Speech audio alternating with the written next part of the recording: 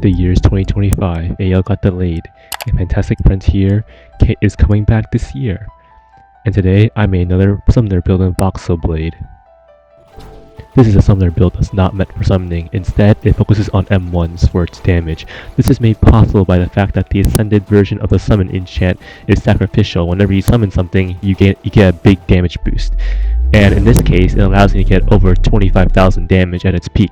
So, in order to explain this, I need to explain what Eldritch does. Basically, when you get debuffed, you do more damage. It's about 6.7% per debuff, and it stacks for more debuffs. So you're incentivized to get more debuffs. But in order to get more debuffs, you need to actually sacrifice potential build making strategies, which means you have to get sacrificial summoning and Craigstone and Dreadful Lift. The descriptions are all on the screen right there.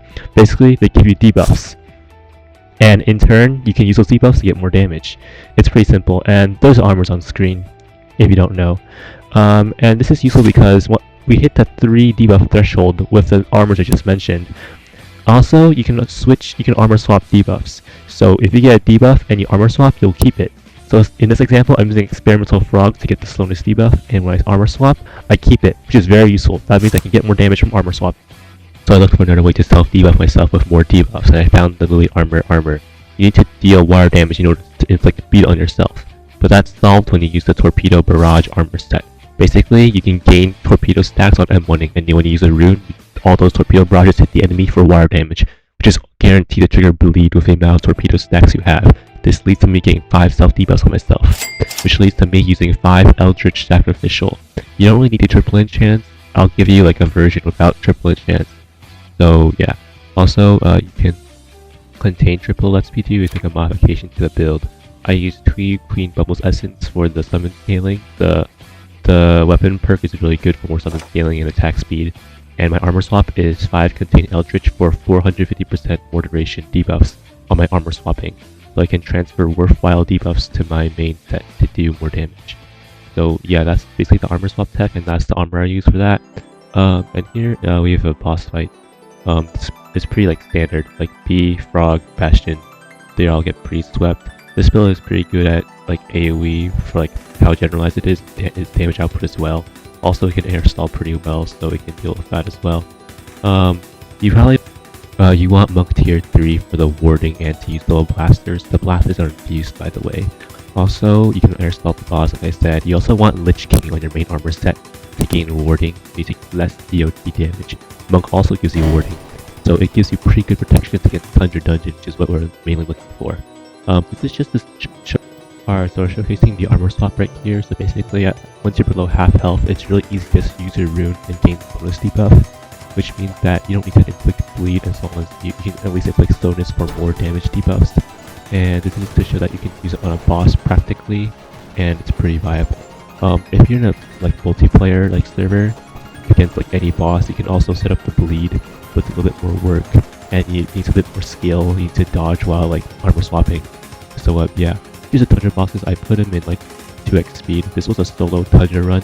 The previous runs were solo Frog and solo Bee. This is a solo Tundra 2x. And for the Mungus, I cut where you get low, you can't block an enemy attack, which means you have to run away and use health pods in order to kill Mungus. This is the only one where you have to use this sort of strategy. On the other bosses, you don't have to do this really. And to run away from this boss, you just use Lizard. And yeah. I'm just gonna cut out all the parts where I use the potions now.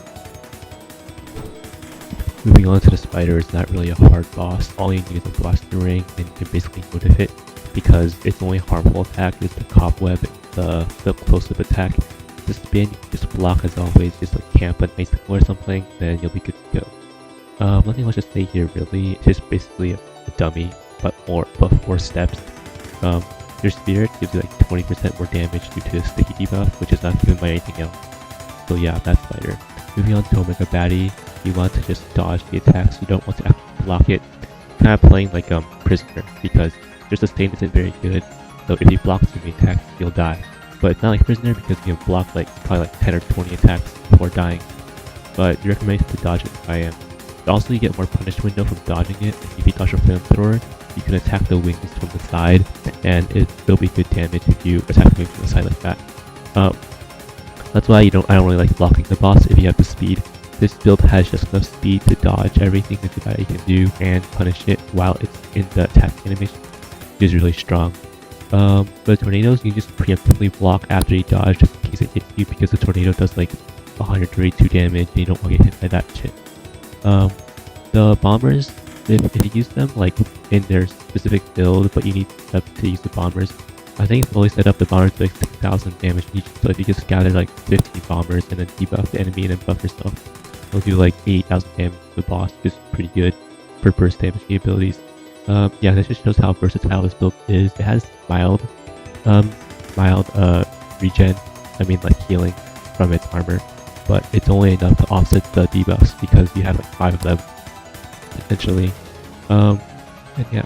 Here's the ending sequence of that solo run to show that this build has good like crowd control capabilities, and that's all I really wanted to say for this video. I'll leave like all the build variations in the description or like in the comment section because I ran out of time. I don't want to edit this more. I already spent like 4 hours trying to learn this, so I'm not really inclined to keep talking.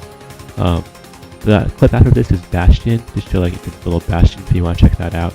It had the daily more room than like strong, I think. I'm not sure, but yeah, it shows that this build is like very versatile. It's pretty worth it. Even if you need to like use a single enchant version, you probably can't solo all of this. The double enchant version maybe can, but mine has like a small modification. I use a Star Barrage. I mean like the Starduster to gain 55% attack speed.